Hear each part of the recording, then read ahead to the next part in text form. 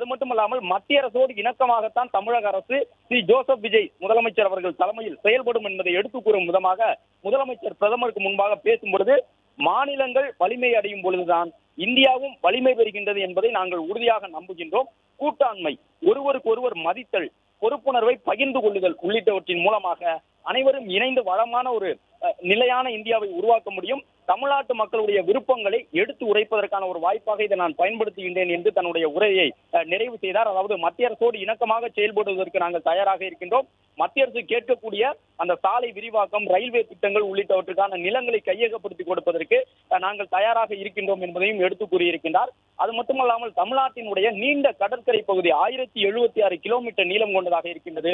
எனவே தமிழகத்தினுடைய கடலோர மாவட்டங்கள் புயல், வெள்ளம் போன்ற பேரிடர்களால் பாதிக்கப்படுகின்றது. எனவே கடற்கரை நகரங்களிலே, சென்னை உள்ளிட்ட கடலூர் போன்ற பகுதிகளில் இருக்கக்கூடிய அந்த கடற்கரை நகர பகுதிகளிலே நிரந்தர வெள்ளத்தடுப்பு கட்டமைப்புகளை உருவாக்குவதற்கும், உயிரிழப்பில்லாத பேரிடர் மேலாண்மை இயக்கத்தை செயல்படுத்துவதற்கும், காலநிலை மாற்றத்தை எதிர்கொள்வதற்குரிய கட்டமைப்புகளை உருவாக்க மத்திய அரசினுடைய ஆதரவு வேண்டும் என்று சொல்லியிருக்கின்றார்.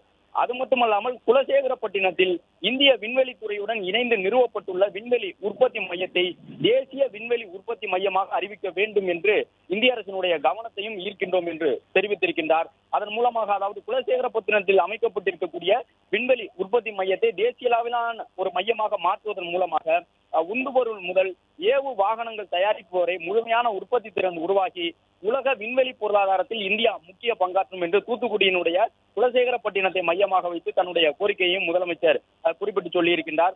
விரைவான பொருளாதார வளர்ச்சிக்கு முக்கியமாக தேசிய நெடுஞ்சாலைகள், ரயில்வே வழித்தடங்கள் தேவைப்படும்.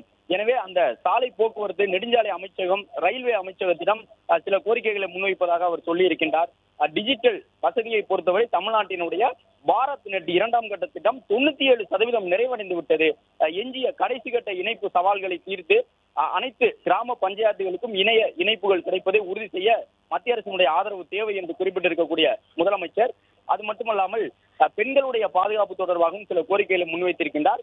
இந்தியாவிலே தொழிற்சாலைகளில் பணிபுரியக்கூடிய பெண்களில் 42 விழுக்காடு பெண்கள் தமிழ்நாட்டில் இருக்கின்றார்கள். பெண்களுடைய பாதுகாப்பை வலுப்படுத்தும் நோக்கில் சிறப்பு பெண்கள் பாதுகாப்பு படைப்பிரிவு, விரிவாக்கப்பட்ட கண்காணிப்பு கேமரா வலைப்பின்னல், கட்டுப்பாட்டு மையங்கள் உள்ளிட்டவற்றை அமைக்க வேண்டும் என்று மத்திய அரசையும் முதலமைச்சர் வலியுறுத்தி இருக்கின்றார். பெண்களுடைய பாதுகாப்புக்காக தொழில்நுட்பம் சார்ந்த காவலர் பணிகள், விரைவான நடவடிக்கைகளுக்காக தமிழகத்திலே சிங்கப்பெண் சிறப்பு அதிரடிப்படை தொடங்கப்பட்டுள்ளதையும் எடுத்துக் கூறியுள்ளார்.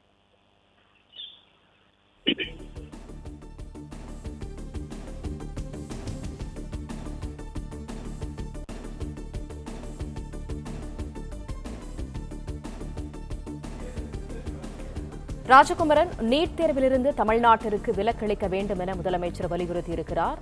இது தொடர்பான விவரங்கள் என்ன? மேலும் என்ன கோரிக்கைகளை முன்வைத்திருக்கிறார்?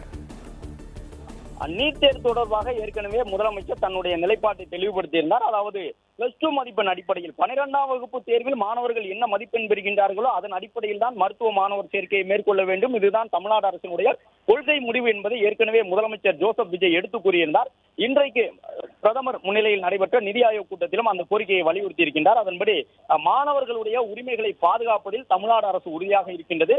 இளநிலை மருத்துவம் மற்றும் பல் மருத்துவ படிப்புகளுக்கான சேர்க்கைக்குரிய தேசிய தகுதியான நுழைவுத் தேர்வை தமிழ்நாடு அரசு எதிர்க்கின்றது என்று பிரதமர் முன்பாக முதலமைச்சர் தன்னுடைய கருத்தை திட்டவட்டமாக தெரிவித்திருக்கின்றார். நீட் தேர்வு அறிமுகப்படுத்தப்பட்ட பிறகாக கிராமப்புற மாணவர்களும் சமூக மற்றும் பொருளாதார ரீதியாக பின்தங்கிய குடும்பத்தை சார்ந்த மாணவர்களும் பாதிக்கப்பட்டுள்ளனர் என்று முதலமைச்சர் கூறியிருக்கின்றார். எனவே அத்தகைய சூழலை கருத்தில் கொண்டு மருத்துவம் மற்றும் அறுவை சிகிச்சையில் இளங்கலை பட்டம் MBBS, பல் மருத்துவம், அறுவை சிகிச்சை இளங்கலை பட்டம் BDS, ஆயுர்வேதம், யோகா, யுனானி, சித்தா மற்றும் ஹோமியோபதி மருத்துவ படிப்புகளில் அந்த ஆயுஷ் மற்றும் MBBS மருத்துவ படிப்புகளுக்கான நீட் தேர்வுகளை ரத்து செய்ய வேண்டும் என்று அவர் வலியுறுத்தி இருக்கின்றார். மாநில ஒதுக்கீட்டின் கீழ் உள்ள அனைத்து இடங்களையும் 12ஆம் வகுப்பு பொது தேர்வு மதிப்பெண் அடிப்படையில் மட்டுமே நிரப்புவதற்கு தமிழக அரசுக்கு அனுமதி வழங்க வேண்டும் என்றும் முதலமைச்சர் வலியுறுத்தி இருக்கின்றார். இது ஒரு முக்கியமான கோரிக்கையாக பார்க்கப்படுகின்றது. நீட் தேர்வு வேண்டாம்.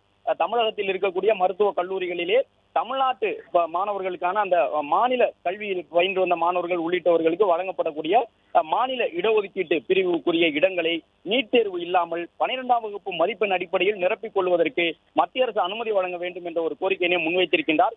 அதோடு சேர்த்து தமிழகத்திற்கு இரண்டாவது எய்ம்ஸ் மருத்துவமனை வேண்டும் என்பதையும் அவர் வலியுறுத்தி இருக்கின்றார். அந்த எய்ம்ஸ் மருத்துவமனையை, அதாவது தமிழகத்திற்கு புதிதாக ஒரு எய்ம்ஸ் மருத்துவமனையை கொடுத்து அதை மேற்கு மாவட்ட மக்களுக்காக கோயம்புத்தூரிலே உருவாக்கி தர வேண்டும் என்ற ஒரு கோரிக்கையினையும் தற்பொழுது தமிழக முதலமைச்சர் முன்வைத்திருக்கின்றார். ஏற்கனவே தென் தமிழகத்தை மையப்படுத்தி மதுரையிலே எய்ம்ஸ் மருத்துவமனை அமைப்பதற்கான நடவடிக்கைகளை முழுவீச்சிலே மத்திய அரசு மேற்கொண்ட நிலையில் தற்பொழுது கோவையிலே இரண்டாவது எய்ம்ஸ் மருத்துவமனை அமைக்கப்பட வேண்டும் என்று முதலமைச்சர் தன்னுடைய கருத்தை சொல்லியிருக்கின்றார்.